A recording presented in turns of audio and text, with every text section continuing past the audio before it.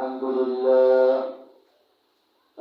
لله نحمده ونستعينه ونستغفره ونعوذ بالله من شرور أنفسنا من يهد الله فلا مضل له ومن يضلل فلا هادي له وأشهد أن لا إله إلا الله وحده لا شريك له وأشهد أن محمدا عبده ورسوله أرسله بالحق بشيرا ونذيرا بين يدي الساعة من يطع الله ورسوله فقد رشد ومن يعصهما فإنه لا يضر إلا نفسه ولا يضر الله شيئا. أعوذ بالله من الشيطان الرجيم. بسم الله الرحمن الرحيم.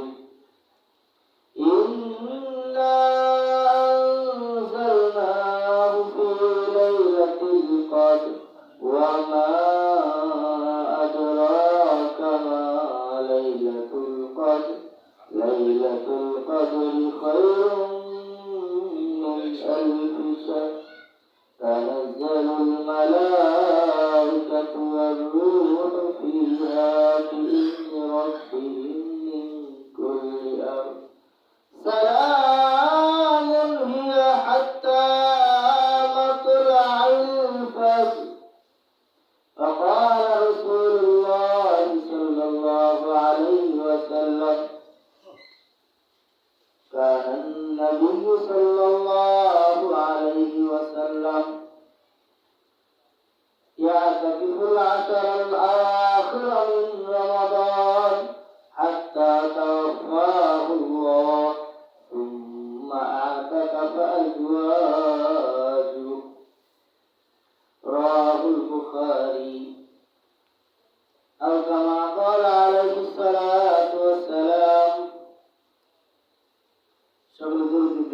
اللهم صل على محمد وعلى آل محمد كما صليت على إبراهيم وعلى آل إبراهيم إنك حميد مجيد. اللهم بارك على محمد وعلى آل محمد كما باركت على إبراهيم وعلى آل إبراهيم إنك حميد مجيد. بلغ العلا بكماله كشف الدجى بجماله حسنت جميع خصاله. صلوا عليه وآله. الحمد لله। আল্লাহ পাক রব্বুল আলামিনের দরবারে লাখ কোটি শুকরিয়া যে মহান রব্বুল আলামিন আমাদেরকে পবিত্র মাহে রমজানের তৃতীয় জুমায় আল্লাহ পাক রব্বুল আলামিনের মহান বড় আদেশ জুমার নামাজ আদায়ের উদ্দেশ্যে মসজিদে এসে বসে নামাজের পূর্ব মুহূর্তে কিছু কথা বলা এবং শোনার জন্য তৌফিক দান করিতেছেন। এজন্যই সকলের অন্তঃস্থল থেকে শুকরিয়া দান আদায় করি। সকলে বলে আলহামদুলিল্লাহ। লক্ষ কোটি দরুদ সালাম বর্ষিত হোক সরকার আলম সৈয়দুল কাওনাইন খাতামুন নবিয়্যিন আশরাফুল আম্বিয়া জনাব মুহাম্মদুর রাসূলুল্লাহ সাল্লাল্লাহু আলাইহি ওয়াসাল্লামের উপর। সকলে বলে সাল্লাল্লাহু আলাইহি ওয়াসাল্লাম।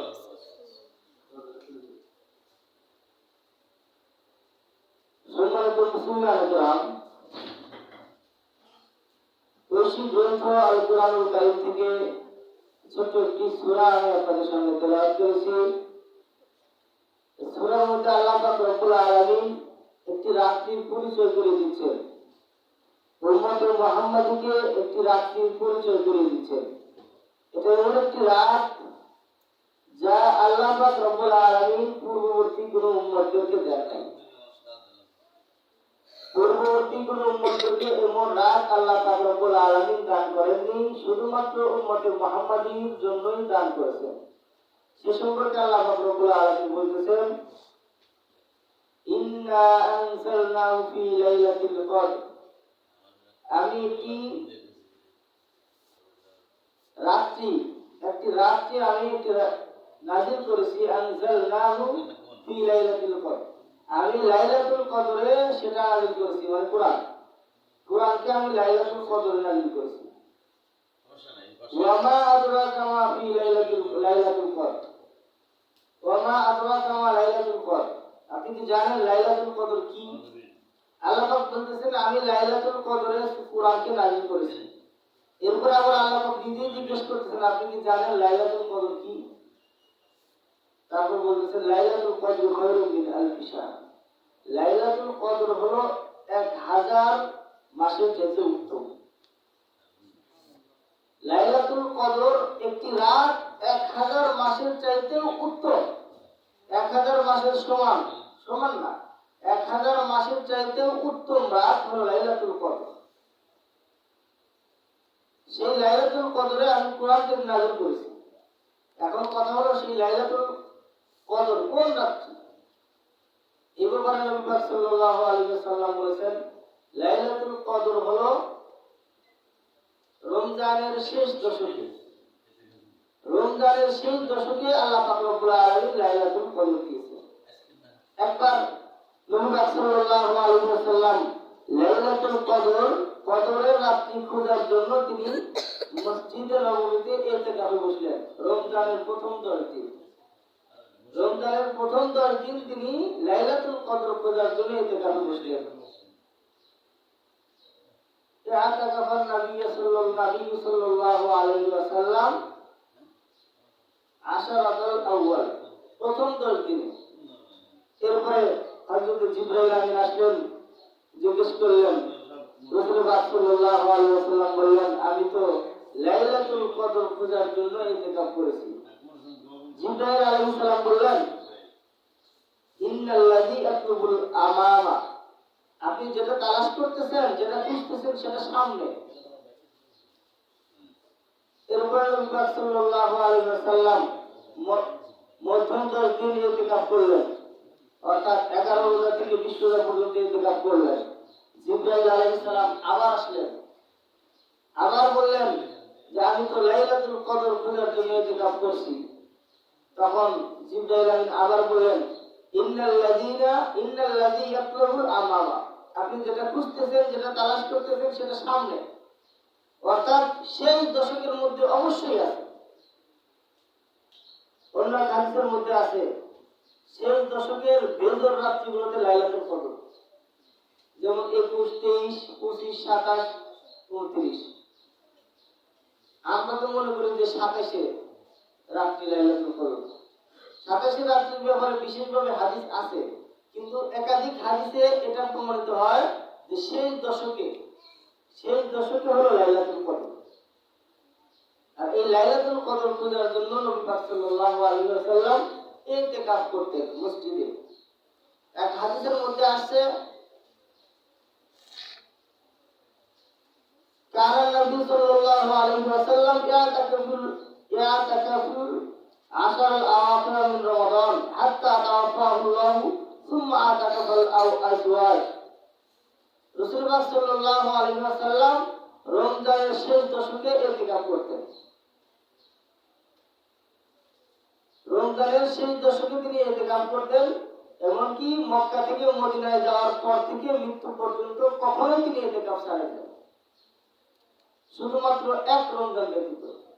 এক রমজানে কোন কারণবশত তিনি ইতিকাফ করেন নাই, কিন্তু পরবর্তীতে সেই 10 দিনের ইতিকাফ তিনি কাজা আদায় করেছেন 20 দিন। সুবহানাল্লাহ। কোন কারণবশত এক রমজানে তিনি রোজা ইতিকাফ করেন নাই, 10 দিন ইতিকাফ না করার কারণে পরবর্তীতে রাসূল সাল্লাল্লাহু আলাইহি ওয়াসাল্লাম 20 দিন কাজা আদায় করেছেন। এছাড়া বাকি যতদিন তিনি জীবিত ছিলেন প্রতি বছরই রমজানের শেষ দশকে তিনি ইতিকাফ করেছেন। বুখারী শরীফের 2026 নম্বর হাদিস। রাসূল সাল্লাল্লাহু আলাইহি ওয়াসাল্লাম সারা জীবন যতদিন বেঁচে ছিলেন মদিনায় যাওয়ার পরে যতদিন বেঁচে ছিলেন এবং রমজান মাস পেয়েছেন তিনি ইতিকাফ করেছেন।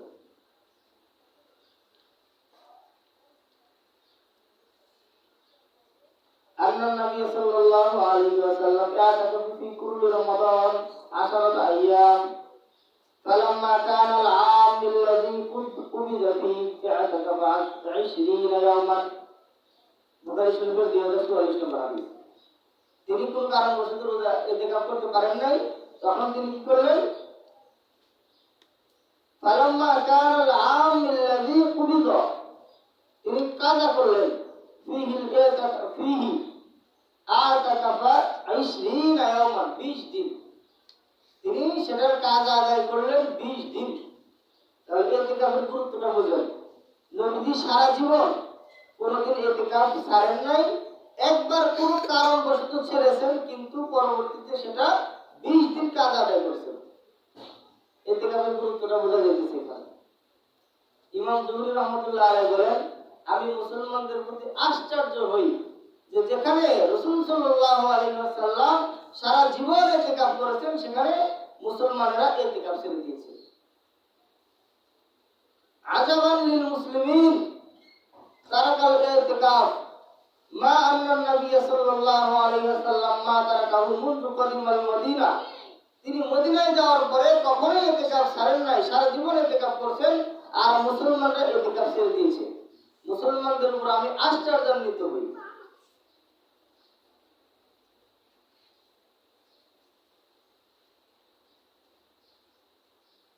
ইতিকাফের এত গুরুত্ব। ইতিকাফকারী আল্লাহ পাক রব্বুল আলামিনের নৈকট্যশীল বান্দা হয়, সবচেয়ে নৈকট্যশীল বান্দা হয় ইতিকাফকারী। ইতিকাফের নিয়ম হলো শেষে রমজানের শেষ 10 দিন মসজিদে অবস্থান করা। আর মসজিদে যারা অবস্থান করে ইতিকাফ করে অবশ্যই তারা নফল ইবাদত, ফরজ ইবাদতের মধ্যে মশগুল থাকে, অবশ্যই কোনো গুনাহে কাজে লিপ্ত হয় না, কারণ মসজিদে বসে তো গুনাহ করার সুযোগ নাই, আর কেউ গুনাহ করার জন্য আসেও না। হাদিস শরীফের মধ্যে আসছে যে ব্যক্তি ইতিকাফ অবস্থায় মসজিদে অবস্থান করে, আল্লাহ পাক রব্বুল আলামিন তাকে 2টা কবুল হজ এবং 2টা উমরা হজের সওয়াব দান করে। আর ইতিকাফকারী আল্লাহ পাক রব্বুল আলামিনের নৈকট্যশীল বান্দা হয়। হাদিস শরীফের মধ্যে আসছে মা ইয়াজালু আবদি ইয়াতাকাররাবু বিল নওয়াফিল, আল্লাহ পাক রব্বুল আলামিন হাদিসে কুদসি আল্লাহ পাক রব্বুল আলামিন বলতেছেন, রাসূল বলতেছেন, আল্লাহ পাক বলেন মা ইয়াজালু আবদি ইয়াতাকাররাবু বিন নওয়াফিল, আমার বান্দারা নফলের মাধ্যমে আমার নৈকট্যশীল হয়, নফল ইবাদতের মাধ্যমে আমার বান্দারা আমার কাছে নিকটবর্তী হয়, নৈকট্যশীল হয়। আর আমরা কষ্ট করি সুন্নাত না পড়লে কি কোনো সমস্যা হবে? যেখানে আল্লাহ পাক রব্বুল আলামিন বলেন আমার বান্দা আমার নিকটবর্তী হয় নফলের মাধ্যমে, আর আমরা কি করি? আমরা কষ্ট করি সুন্নাত না পড়লে কি সমস্যা হবে? সুন্নাত না পড়লে কি জাহান্নামে যাবে? মানে সুন্নাত পড়ার দরকার নেই, নাউযুবিল্লাহ। অথচ অন্য হাদিসের মধ্যে রাসূল বলেছেন যে ব্যক্তি 12 রাকাত সুন্নাতুল মুআক্কাদা আদায় করে, ফজরের 2 রাকাত, যোহরের 6 রাকাত, মাগরিবের 2 রাকাত, ইশার 2 রাকাত, এই 12 রাকাত সুন্নাত যে ব্যক্তি আদায় করে ওয়াজাবাত লাহুল জান্নাহ, তার জন্য জান্নাত ওয়াজিব হয়ে যায়। যে ব্যক্তি 12 রাকাত নফল নিয়মিত প্রতিদিন আদায় করে তার জন্য জান্নাত ওয়াজিব হয়ে যায়, এটা রাসূল বলতেছে। আর আমরা বলি সুন্নাত না পড়লে কি জাহান্নামে যাব না, বা সুন্নাত না পড়লে কি হবে? সুন্নাত পড়লে কি হবে সেটা বলা দরকার। সুন্নাত পড়লে রাসূল বলেন জান্নাত তার জন্য ওয়াজিব। আর আল্লাহ বলেন হাদিসে কুদসি, মানে নবী বলতেছেন আল্লাহ বলেন, কোরআন শরীফের আয়াত না, নবী বলতেছেন আল্লাহ বলেন, এগুলোকে বলে হাদিসে কুদসি। আল্লাহ বলতেছেন নবীর মুখে, যে নবীজি বলতেছেন ক্বালা নবী সাল্লাল্লাহু আলাইহি ওয়াসাল্লাম ক্বালা আল্লাহু তাআলা, নবী বলতেছেন আল্লাহ তাআলা বলেন আমার বান্দা সুন্নাত নফলের মাধ্যমে আমার নৈকট্যশীল হয়। এখন যে ব্যক্তি ইতিকাফে বসে বা ইতিকাফ করে 10 দিন, সে ব্যক্তি সারা দিন কি করে? নফল ইবাদত করে, ফরজ ইবাদতের পাশাপাশি 5 ওয়াক্ত নামাজের পাশাপাশি রোজা রেখে বাকি তো নফলই পড়ে, কোরআন তেলাওয়াত করে নফল, জিকির আজকার করে নফল। সে ব্যক্তি যদি প্রয়োজনে ঘুমায় সেটাও নফল ইবাদতের মধ্যে শামিল। এই জন্য আমরা যখন মসজিদে প্রবেশ করি, মসজিদে প্রবেশের 5টি সুন্নত আছে। বিসমিল্লাহ পড়া, দরুদ শরীফ পড়া, দোয়া পড়া। বিসমিল্লাহ ওয়াসসালাতু ওয়াসসালামু আলা রাসূলিল্লাহ আল্লাহুম্মা ইফতাহলি আবওয়াব রাহমাতিক। এইটুকুর মধ্যে 3টা সুন্নত আদায় হয়ে যায়, বিসমিল্লাহ, দরুদ, দোয়া। এরপরে ডান পাশে প্রবেশ করা, ইতিকাফের নিয়তে প্রবেশ করা। কোন ব্যক্তি ইতিকাফের নিয়তে মসজিদে প্রবেশ করে যতক্ষণ অবস্থান করবে ততক্ষণ তার আমলনামায় নেকি লেখা হবে। চাই সে বসে থাকুক, চুপচাপ বসে থাকুক, কিংবা মসজিদে ঘুমিয়ে যায়। এই যে তাবলীগ করে যারা, তাবলীগের সাথে যারা মসজিদের মধ্যে খাওয়া দাওয়া করে না, শুধু এই কারণেই খাওয়া দাওয়ার অনুমতি আছে যে তারা ইতিকাফের নিয়তে মসজিদে প্রবেশ করবে এবং মসজিদের মধ্যে প্রয়োজনীয় সবকিছু করবে, তাদের জন্য সওয়াব লেখা হবে। এছাড়া মসজিদে ঘুমানো যায় না, খাওয়া দাওয়া যায় না। কেউ যদি ইতিকাফের নিয়ত না করে মসজিদে ঢুকে, ঘুমানো যায় না, খাওয়া দাওয়া যায় না। কিন্তু ইতিকাফের নিয়তে প্রবেশ করলে ঘুমালে সওয়াব, খাওয়া দাওয়া করলে সওয়াব, চুপচাপ বসে থাকলে সওয়াব। তো যে ব্যক্তি ইতিকাফ করবে, ইতিকাফে বসবে, সে তো ইতিকাফের নিয়তেই আসছে। ইতিকাফ করবে সে ব্যক্তি নফল ইবাদতের মাধ্যমে আল্লাহ তাআলার নিকটবর্তী হয়ে যাবে। আল্লাহ তাআলা বলেন হাত্তা উহিব্বা, সে আমার নিকটবর্তী হয়ে যাবে। এমনকি আমার নিকটবর্তী হতে হতে আমি তার কান হব, সে কান দিয়ে শুনবে। আমি তার চোখ হব, সে চোখ দিয়ে দেখবে। আমি তার হাত হব, সে হাত দিয়ে স্পর্শ করবে। আমি তার পা হব, সে সেই পা দিয়ে চলবে। বুঝতে পারতেছেন ইতিকাফকারীর কত বড় মর্যাদা? ইতিকাফকারী ইতিকাফে বসে নফল ইবাদত করতে করতে এমন পর্যায়ে চলে যাবে, এক পর্যায়ে হাত্তা উহিব্বা, সে আমার ভালোবাসার পাত্র হয়ে যাবে, আমার নৈকট্যশীল বান্দা হয়ে যাবে। এমনকি আমি তার চোখ হব, সে সেই চোখ দিয়ে দেখবে। আমি তার কান হব, সে সেই কান দিয়ে শুনবে। আমি তার হাত হব, সেই হাত দিয়ে সে স্পর্শ করবে। আমি তার পা হব, সেই পা দিয়ে চলবে। আল্লাহ বলতেছে। শেষ দশকে লাইলাতুল কদর আমরা খুঁজবো। 21, 27, 21, 23, 25, 27, 29 এই রজনীগুলোতে আমরা লাইলাতুল কদর খুঁজবো। আমরা তো জানি না আসলে লাইলাতুল কদর কবে, 27-এর রাত্রে নাকি 25-এর রাত্রে নাকি 23-এর রাত্রে নাকি 21-এর রাত্রে নাকি 29-এর রাত্রে, আমরা কেউ জানি না। কিন্তু যে ব্যক্তি ইতিকাফে বসবে, ইতিকাফ করবে, একেবারে 21 থেকে শুরু করে 29 পর্যন্ত, তার তো আর ইতিকাফের বাইরে যাওয়ার সুযোগ নেই। এই কয়েকদিনের মধ্যে মনে করেন আমি 21-এর রাত্রে আমল করলাম, ইতিকাফের নিয়তে নফল নামাজ পড়লাম, সারা রাত জাগ্রত রইলাম, কোরআন তেলাওয়াত করলাম, যতটুকু আমাদের সম্ভব করলাম। অন্যজন 23-এর রাত্রে করলো, আরেকজন করলো 25-এর রাত্রে, আরেকজন করলো 27-এর রাত্রে, আরেকজন করলো 29-এর রাত্রে। এই 4জন 5জন সবাই তো আর লাইলাতুল কদর পাবে না, যে কোনো একজন পাবে, তাই না? যদি 21-এর রাত্রে হয়, 21-এর রাত্রে যে ইবাদত করতে সে পাবে। যদি 23-এর রাত্রে হয়, 23-এর রাত্রে যে ইবাদত করতে সে পাবে লাইলাতুল কদর। কিন্তু যে ব্যক্তি ইতিকাফে বসে তার তো প্রতিদিনই, সে ইতিকাফ যে বসবে, সে তার উপরে লাইলাতুল কদর যে রাত্রি হয় সে পেয়ে যাবে। সুবহানাল্লাহ। এটা হলো ইতিকাফে বসার আরেকটা ফজিলত। ইতিকাফে বসলে লাইলাতুল কদর যে রাত্রি হোক তার উপর দিয়ে যাবে। কারণ আগেই বলছি, যে ব্যক্তি ইতিকাফে বসে তার সর্ব অবস্থায় তার নামে সওয়াব লেখা হবে, ইবাদতের মধ্যে সবকিছু গণ্য হবে। রাত্রিবেলা সে ঘুমিয়ে আছে, ঘুমিয়ে থাকলেও লাইলাতুল কদরটা তার উপর দিয়ে যাবে। লাইলাতুল কদরের সওয়াব সে পেয়ে যাবে। খায়রুম মিন আলফি শাহর, 1000 মাসের চাইতে উত্তম রাত সে এই ইতিকাফকারী পেয়ে যাবে। কিন্তু যে ব্যক্তি ইতিকাফ না করে প্রতিদিনই যদি জাগতে পারে, প্রতি রাতে যদি ইবাদত করতে পারে, ইনশাআল্লাহ সেও পেয়ে যাবে। কিন্তু যদি জাগতে না পারে, যদি ইবাদত করতে না পারে, ইতিকাফকারী ঘুমিয়ে থাকলেও সে পাইতেছে লাইলাতুল কদর। কিন্তু আমি আপনি ইতিকাফ না করলে হয়তো বা ইবাদত করার কারণে হয়তো ওই রাতে নাও পেতে পারে, নাও পাইতে পারে। ইতিকাফকারীর ব্যাপারে নিশ্চিত ইনশাআল্লাহ সে লাইলাতুল কদর পাবেই, হাদিসের ভাষ্য অনুযায়ী। এজন্য আমরা ইতিকাফ করার চেষ্টা করব। রাসূল সারা জীবন ইতিকাফ করছেন, সারা জীবন যতদিন বেঁচে ছিলেন, মদিনায় যাওয়ার পরে সারা জীবন ইতিকাফ করেছেন, এক রমজান ছাড়া। কারণ বশত, শুধু শুধু না। কারণবশত তিনি 1 রমজানে ইতিকাফ করেন নাই, কাজ আসলে 20 দিনে ইতিকাফ করছে। তার মানে ইতিকাফের গুরুত্ব, ইতিকাফ অনেক মর্যাদাপূর্ণ একটা ইবাদত, আমরা ইতিকাফ করব। আর ইতিকাফ যদি মহল্লার মসজিদে যদি কেউ ইতিকাফ না করে, সমস্ত মহল্লাবাসী সুন্নতে মুআক্কাদা তরফের জন্য গুনাহগার হবে, সমস্ত মহল্লাবাসী গুনাহগার হবে। এখন খেয়াল করেন, একজন ব্যক্তি ইতিকাফে বসলো, এই যে এতক্ষণ যে ইতিকাফের ফজিলত এবং গুরুত্বগুলো বর্ণনা করলাম, সেগুলোতে সে পাবে। পাশাপাশি ইতিকাফে বসার কারণে, ওই এক ব্যক্তি ইতিকাফে বসার কারণে সমস্ত মহল্লাবাসীকে গুনাহ থেকে বাঁচিয়ে দিল। সমস্ত মহল্লাবাসী একটা গুনাহের মধ্যে জড়িয়ে যাইতেছিল, গুনাহ করতেছিল বা গুনাহ হয়ে যাইতেছিল, সেই গুনাহ থেকে এক ব্যক্তি তাদেরকে বাঁচায় দিল। এর জন্য আল্লাহর দরবারে সওয়াব পাবে না? অবশ্যই সওয়াব পাবে।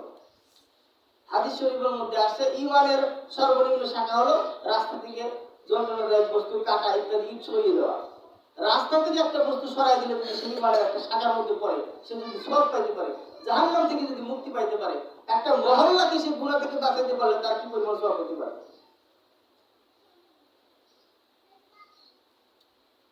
এজন্য আমরা সকলেই যার সাধ্য অনুযায়ী ইতিকাফ করার নিয়ত করি।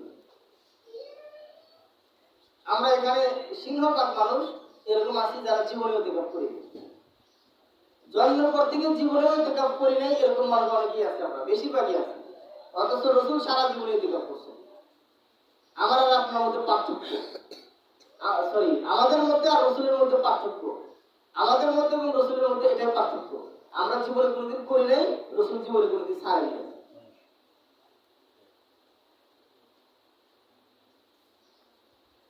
এজন্য আমরা লাইলাতুল কদর তালাশ করব ইতিকাফের মাধ্যমে ইনশাআল্লাহ। আমরা ইতিকাফে বসবো, আল্লাহ পাক রব্বুল আলামিন আমাদের মধ্যে লাইলাতুল কদর দিয়ে দিবেন। লাইলাতুল কদর আমরা পেয়ে যাব। লাইলাতুল কদর 1000 মাসের চেয়ে উত্তম। উম্মতে মুহাম্মাদের বয়স কম, 60-70 বছর বয়স। পূর্ববর্তী উম্মতের বয়স ছিল অনেক বেশি। হযরত নূহ আলাইহিস সালাম 950 বছর দাওয়াত দিয়েছে। আমাদের নবী সাল্লাল্লাহু আলাইহি ওয়াসাল্লাম 40 বছর থেকে 63 বছর পর্যন্ত মাত্র 23 বছর দাওয়াতের কাজ করছেন। 23 বছর। বাকি বুঝমা হওয়ার পর থেকে 40 বছর পর্যন্ত তিনি সমাজ সংস্করণের জন্য কাজ করছেন, কিন্তু ইসলামের দাওয়াত ছিল না। তিনি হিলফুল ফুজুল সংগঠন করছেন, সমাজের অশ্লীলতা, বেহায়াপনা, খুন, রাজধানী, অত্যাচার, জুলুম এগুলোকে বন্ধ করার জন্য তিনি চেষ্টা করছেন, মানুষকে ভালো পথে রাখছেন, কিন্তু দিনের দাওয়াত ছিল না। সেটা দিনের দাওয়াত দিয়েছেন তিনি নবুয়ত প্রাপ্তি হওয়ার পরে। নবুয়ত পেয়েছেন 40 বছর বয়সে। 40 বছর থেকে 63 বছর পর্যন্ত 23 বছর তিনি দিনের দাওয়াত দিয়েছেন। আর নূহ আলাইহিস সালাম দিনের দাওয়াত দিয়েছেন 950 বছর। 950 বছর। তাহলে পূর্ববর্তী উম্মতের হায়াত কত বড় ছিল। একটা ঘটনা আছে, জিনদের একটা ঘটনা আছে। নূহ আলাইহিস সালামের জামানায় বৃদ্ধা মহিলা, জিন মহিলা আসেন নূহ আলাইহিস সালামের কাছে তার ছেলের ব্যাপারে নালিশ করতে। তো জিজ্ঞেস করছে, ওটা তার সবচেয়ে ছোট ছেলে, সবচেয়ে ছোট ছেলে, এটা মানে এখনো সুন্নতে খতনা করেনি, এরকম করে একটা কারণে আসছিলেন। তো নূহ আলাইহিস সালাম জিজ্ঞেস করছেন, আপনার ছেলের বয়স কত? ওই 1000 বছর। 1000 বছর বয়স হচ্ছে, এখনো সুন্নতে খতনা করে নাই, ওইটা হলো সবচেয়ে ছোট ছেলে। ওই যুগে, পূর্ববর্তী যুগের মানুষ এবং জিনদের বয়স এখনো বেশি। আমাদের বয়স, আমাদের উম্মতে মুহাম্মাদের বয়স অনেক তফাৎ, অনেক কম। এই জন্য আল্লাহ পাক রব্বুল আলামিন উম্মতে মুহাম্মাদের প্রতি ইহসান হয়ে দয়া করে এই রাত্রি দান করেছে। এই রাত্রিতে যারা ইবাদত করবে, বندگی করবে, আল্লাহ পাক রব্বুল আলামিন তাদের মর্যাদা ওই পূর্ববর্তী উম্মতের থেকে উপরে নিয়ে যাবে। অন্যান্য নবীদের কাতারে হযরত মুসা আলাইহিস সালাম, হযরত ইব্রাহিম আলাইহিস সালাম, হযরত নূহ আলাইহিস সালাম, এই সমস্ত অন্যান্য নবীদের কাতারে আমাদের উম্মতরা থাকবে, উম্মতে মুহাম্মাদের লোকেরা থাকবে। দুই নবীর মাঝখানে হযরত আবু বকরকে দেখা যাবে, অন্য দুই নবীর মাঝখানে হযরত উমরকে দেখা যাবে। তারা হলো উম্মতে মুহাম্মাদি, মুহাম্মদ সাল্লাল্লাহু আলাইহি ওয়াসাল্লামের উম্মত, আর তারা পূর্ববর্তী নবী। মুসা আলাইহিস সালাম দোয়া করেছেন, হে আল্লাহ, আপনি আমাকে নবী না বানিয়ে উম্মতে মুহাম্মাদি বানান, মুহাম্মদ সাল্লাল্লাহু আলাইহি ওয়াসাল্লামের উম্মত বানান। তার দোয়া কবুল হয় নাই, কবুল করা হয় নাই। ঈসা আলাইহিস সালাম এরকম দোয়া করেছিলেন, আল্লাহ পাক ঈসা আলাইহিস সালামের দোয়া কোনভাবে কবুল করেছেন। এজন্য ঈসা আলাইহিস সালাম কিয়ামতের পূর্বে পৃথিবীতে আসবেন এবং উম্মতে মুহাম্মাদি হয়ে শেষ নবীর উম্মত হয়ে তিনি আমাদের এই ধর্ম প্রচার করবেন। তিনি তার ধর্ম প্রচার করবেন না, আমাদের ধর্ম প্রচার করবেন। আমরা হেলায় খেলায় অবহেলায় এই রাত্রিটাকে পার করবো না, এই রাত্রিটাকে আমরা ছেড়ে দেবো না। রাসূল সাল্লাল্লাহু আলাইহি ওয়াসাল্লাম একবার মসজিদে খুতবা দেওয়ার জন্য মিম্বরে আরোহণ করতেছিলেন। এমন সময় জিবরাইল আমিন এসে তার উপরে ওহী নাযিল করলেন, হে নবী, যে ব্যক্তি রমজান মাস পেয়েছে কিন্তু গুনাহ মাফ করাইতে পারে নাই, সে ব্যক্তি ধ্বংস হোক। রাসূল বলেন আমিন। আমিন অর্থ হলো ইস্তাজিব, হে আল্লাহ আপনি কবুল করুন। রাসূল বলতেছেন হে আল্লাহ আপনি কবুল করুন, ওই দোয়া কবুল না হতে পারে, কবুল না হওয়ার কোনো আশঙ্কা আছে। যেখানে আমরাই তো 100% আত্মবিশ্বাস নিয়ে দোয়া করি আল্লাহ আমাদের দোয়া কবুল করবেন, আমরাই তো এরকম আত্মবিশ্বাস নিয়ে দোয়া করি আল্লাহ আমাদের দোয়া কবুল করবেন, সেখানে রাসূলের দোয়া ফিরিয়ে দেওয়ার কোনো কথাই নেই, কোনো প্রশ্নই আসে না। সেখানে রাসূল বলতেছেন, রাসূল তো দোয়ার মধ্যে আমিন বলতেছেন, যে ব্যক্তি রমজান মাস পেয়েছে কিন্তু গুনাহ মাফ করতে পারে নাই, তার মধ্যে হতভাগ্য আর কেউ নাই, তার উপর লানত। এজন্য আমাদের গুনাহ মাফ করানোর জন্য চেষ্টা করতে হবে। আমাদের লাইলাতুল কদর যেন আমরা পাই, লাইলাতুল কদরের জন্য আমাদের প্রচেষ্টা আজকে থেকে চালিয়ে যেতে হবে। আজকে তো 21 রাত, সামনে যে রাত আসতেছে এটাই তো 21 রাত। আমরা যথাসম্ভব যতটুকু ইবাদত করতে পারি ইবাদত করব। আর যাদের সামর্থ্য আছে আমরা ইতিকাফে বসবো ইনশাআল্লাহ। যারা ইতিকাফে বসবে আজকেই শুরু তো এবার আগের মসজিদে বেরিংপত্র নিয়ে চলে আসবো। মসজিদে ইতিকাফ যারা বসে, ওই কথা বলো না, যারা মসজিদে ইতিকাফ করে তাদের আলাদা একটা তাঁবুর মতো, এটা রাসূল করতেন, তাঁবুর মতো আলাদা মশারি কিংবা একদম করে নেওয়া। অবশ্যই আমাদের সময় হলে প্রয়োজন হলে মুসল্লিদের জায়গা সংকুলন হলে সেগুলো করে ফেলা, আবার দরকার হলে জানিয়ে নেওয়া। কেননা নফল ইবাদত যত নির্জন হয় ততই উত্তম, ততই আল্লাহ পাক রব্বুল আলামিনের সাথে একাত্মতা হাসিল হয়। রাসূল সাল্লাল্লাহু আলাইহি ওয়াসাল্লাম তো সেই হেরা গুহায় গিয়ে ইবাদত করতেন, আল্লাহ কেউ জানতো না, কোথায় এখন কেউ জানতো না, একমাত্র খাদিজা রাদিয়াল্লাহু আনহা ছাড়া। তিনি সেই পাহাড়ের উপরে খাবার দিয়ে আসতেন, দিনের পর দিন রাতের পর রাত তিনি সেখানে থাকতেন, গোপন ইবাদত করতেন। তো রাসূল সাল্লাল্লাহু আলাইহি ওয়াসাল্লামও এরকম বিছানা করতেন। এক হাদিসে আসছে বিছানা অথবা চৌকি এরকম আসছে আর কি, তো বিছানা করে নিতেন ইতিকাফ করার জন্য। তো ওই তাঁবুর মধ্যে একটা জানালা ছিল, ওই জানালা দিয়ে রাসূল সাল্লাল্লাহু আলাইহি ওয়াসাল্লাম মাঝে মাঝে মুখ বের করে দিতেন, সাহাবাদেরকে বিভিন্ন দিক নির্দেশনা দিতেন, মাসালা বলতেন। কারণ তিনি তো ছিলেন সেই সময়ের মুফতি সাহেব, মানে তিনি তো সবকিছু। এই জন্য রাসূল সাল্লাল্লাহু আলাইহি ওয়াসাল্লামের কাছে সাহাবারা বিভিন্ন কিছু জিজ্ঞেস করতেন, তো তিনি সেই জানালা দিয়ে মাথা বের করে দিয়ে সাহাবাদের সাথে কথা বলতেন। মাঝে মাঝে জানালা দিয়ে মাথা বের করে দিতেন তার হুজরায়, আয়েশা রাদিয়াল্লাহু আনহার হুজরায়, আয়েশা রাদিয়াল্লাহু আনহার মাথা তেল দিয়ে দিতেন। সুবহানাল্লাহ। ইনশাআল্লাহ আমরা এদিকে বসার চেষ্টা করব। কাল কিয়ামতের ময়দানে যখন আমরা উম্মতে মুহাম্মাদি, যখন আমরা রাসূলের সামনে দাঁড়াবো, রাসূল যদি জিজ্ঞেস করেন এই যে জিন্দেগি, এত বড় জিন্দেগি পাইছো, 40 বছর 50 বছর 60 বছর 70 বছর জিন্দেগিতে কয় বছর ইতিকাফ করছো, কয় রমজান ইতিকাফে বসছো, আমরা কি জবাব দেব? আমরা নিজেরা জবাব ঠিক করে রাখি, কারণ কাল কিয়ামতের ময়দানে যদি রাসূল জিজ্ঞেস করেন জবাব তো দিতে হবে। যারা জীবনেও কোনোদিন ইতিকাফে বসি নাই অন্তত তারা ঠিক করে রাখি কি জবাব দেব। আল্লাহ পাক রব্বুল আলামিন আমাদের সকলকে তৌফিক দান করুন। আমরা ইতিকাফে বসার চেষ্টা করব ইনশাআল্লাহ আমাদের সামর্থ্য অনুযায়ী, এবং আমরা লাইলাতুল কদর তালাশ করব, লাইলাতুল কদর তালাশ করে ইবাদত করব। প্রত্যেক বেতন রাত্রিতে আমাদের সাধ্য অনুযায়ী আমরা ইবাদত করার চেষ্টা করব ইনশাআল্লাহ। নামাজ, জিকির, কোরআন তেলাওয়াত, দোয়া, ইস্তিগফার, দুরূদ, আমরা এগুলো বেশি বেশি করার চেষ্টা করব। নামাজ, দোয়া, দুরূদ, ইস্তিগফার, কোরআন তেলাওয়াত, এগুলো আমরা বেশি বেশি করার চেষ্টা করব ইনশাআল্লাহ। আল্লাহ পাক রব্বুল আলামিন আমাদেরকে তৌফিক দান করুন। ওয়া মা আলাইনা ইল্লাল বালাগ। যে কথাগুলো বললাম তাগুলো প্রথমে আওয়াজ এবং আপনাদের সকলকে আমল করতে তৌফিক দান করুন। যারা সারিকাত কামাল মুসলমান করেন, সারিকাত কামাল মুসলমান করেন।